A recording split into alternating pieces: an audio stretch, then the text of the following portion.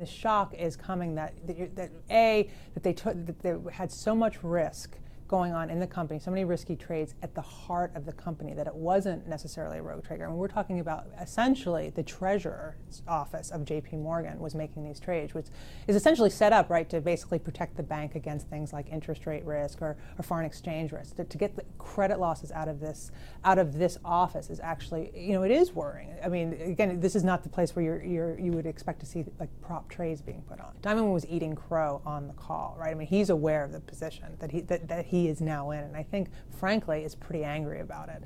But then again, and I think it's going to actually undercut anything he has to say about, as a voice for the banking industry at this point, when you have this kind of, lapse in risk management. I think the regulators are going to have to take a really close look at this. I mean, again, according to JPMorgan, regulators had full access to this information, that these are transparent positions. Now, whether that's the case, we'll find out. But again, this is, a question for regulators, like, after everything that we've been through and after Dodd-Frank, I mean, are we still not able to see into the banks, well enough to be able to spot these kind of problems? I think the fallout, too, is, again, it goes right to that issue of trust, and I mean, JPMorgan has had a great, a great reputation, but it's like you're never good enough to run a big bank. I mean, I think that's what's kind of coming out from this, is that, no matter how good you are, there's going to be an aspect that you may not be monitoring. I mean, again, this is an office that's like right next door to Jamie Dimon. It's not like it's, out on the fringe. So I think it really kind of brings in that question of trust, and I think investors are going to start looking at other banks as well. I think this is going to reverberate beyond JPMorgan.